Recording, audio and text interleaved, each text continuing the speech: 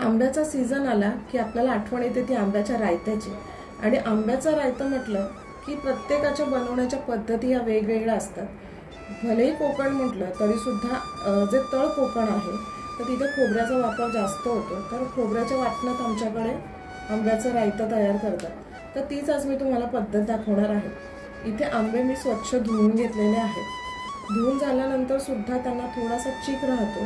तर त्याच्यासाठी आंबे मी थोडेसे वाफवून घेणार आहेत. अगदी 10 मिनिटं त्यांना वाफ लावून घेणार आहे. गावच्या ठिकाणी काय होतं की आपण नुसतेच आंबे सोलून लगेच ते रायतात वापरले जातात.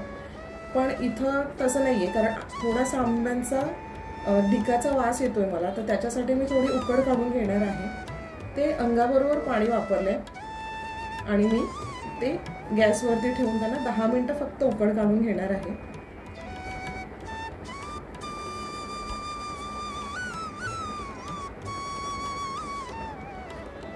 इथे आता मी वाटणाची तयारी करते. तर वाटणासाठी मी घेणार आहे खोबरं, थोडीशी लसूण, हिरव्या मिरच्या आणि कोथिंबीर. तर याचं मी अगदी बारीक असं वाटण करून घेते.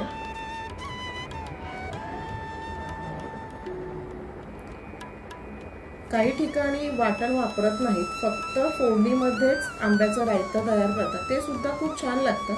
पण अशी पद्धत खूपच छान लागते. तर नक्कीच तुम्हाला आवडेल.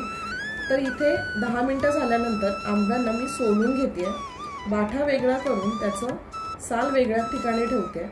सालीला थोडासा गर लागलेला असतो, तर त्याच्यासाठी ते मी टाकून नाही देते. आता त्याचा सुद्धा गर मी काढून घेणार आहे.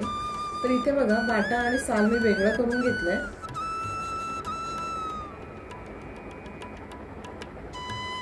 इथे व्यवस्थित बाठे निघतात.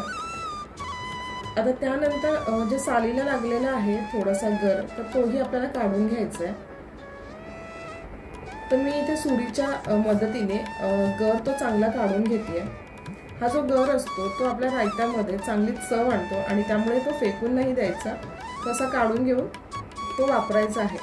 तर इथे आता मी मातीच्या भांड्यात तयार करणार आहे. तर तेल घातलेलं आहे. आपण भांडं कुठचंही वापरू शकतो. तर तेल घेतलंय, थोडंसं तूप घातलेलं आहे, त्यानंतर राई घातली, जिरं घालून घेतलेलं आहे, थोडीशी लसूण घातली आहे आणि मस्तपैकी त्याला फोडणी केलेली आहे. त्यानंतर त्यात टाकलेला आहे आपला घरगुती जो लाल मसाला असतो तो, हळद आणि हिंग. इतकं टाकून झाल्यानंतर थोडीशी मेथी दाणे पण मी टाकून घेतले. मेथी फक्त इतक्यासाठी की थोडी चव चांगली येते. ऑप्शनल आहे, नाही टाकावीशी वाटली तर नाही टाकली तरी चालते. तर इथे जे आपण सोलून घेतलेले आंबे आहेत तर ते टाकून घेतले. व्यवस्थित पूर्ण फोडणी त्याला लागेल अशा प्रकारे त्यांना फिरवून घ्यायचे.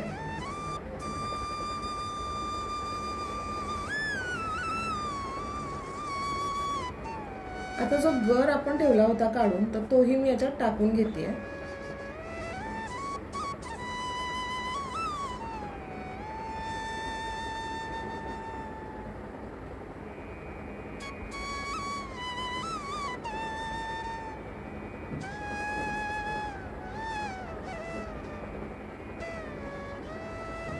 इथे आंबे आंबट आहेत थोडेसे चवीला, त्यासाठी मी 2 मोठे चमचे साखर टाकली. आंबे जर तुमचे गोड वाटत असतील तर त्याला साखरेची आवश्यकता नसते. साखर, मीठ आणि त्यातला आंबटपणा याचं कॉम्बिनेशन अगदी प्रमाणात लागलं पाहिजे. तर अशा प्रकारे आपण मीठ सुद्धा टाकून घेतोय. मीठ थोड्या थोड्या वेळाने चव सुद्धा चाखून बघायची, म्हणजे त्याला संपूर्ण आंबट, गोड, तिखट, खारट अशी सगळी चव आली पाहिजे. आणि त्यानंतर इथे जे आपण खोबऱ्याचं वाटण तयार करून घेतलेलं होतं तर ते मी याच्यात टाकून घेतलंय आणि सगळे जे आंबे आहेत आतले तर ते त्यात फिरवून व्यवस्थित मिक्स करून घेतले. एक जीव झालं पाहिजे सगळं आणि त्याची चवही खूप चांगली लागली पाहिजे. इथं थोडंसं पाणी जास्त झालं तरी सुद्धा थोड्या वेळानंतर जेव्हा हे रायतं थंड होतं तेव्हा ते जाडच होतं. तर त्यामुळे थोडं पाणी जास्त घातलं तरी चालतं.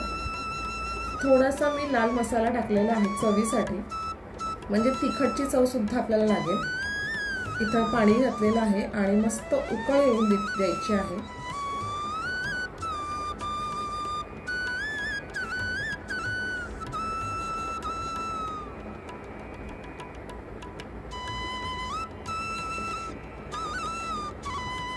ते मस्त बघा इथे तयार झालेलं आहे। थोडंसं आता उकळी येण्यासाठी वरून मी झाकण ठेवते। अगदी 5-6 मिनिटांमध्ये याला छान उकळी आलेली आहे, तुम्ही बघू शकता। आणि मस्त अशी चव लागते याची। तर प्रत्येकाच्या बनवण्याच्या पद्धती वेगळ्या आहेत, प्रत्येकाची जशी पद्धत आहे त्या प्रकारे चवही आहे। तर याची अगदी भन्नाट चव असते, तर नक्कीच तुम्ही ट्राय करू शकता। अगदी मस्त लागते। याच्यावरून तुम्हाला कोथिंबीर जर टाकावीशी वाटली तर टाकू शकतो आपण, पण काही लोकांना नाही आवडत कोथिंबीर घातलेली, तर नाही टाकली तरी चालते। तर इथे बघा मस्त आपला आता रायता तयार झालेला आहे। अशा प्रकारे रायता नक्कीच तुम्ही करून बघा, खूप छान लागतं आणि खूप वेगळी चव लागते। तर नक्कीच तुम्हाला आवडेल। आणि कशी झाली आहे माझी ही रेसिपी नक्कीच कमेंट करून सांगा। एक लाईक आणि चॅनलला सबस्क्राईब करा।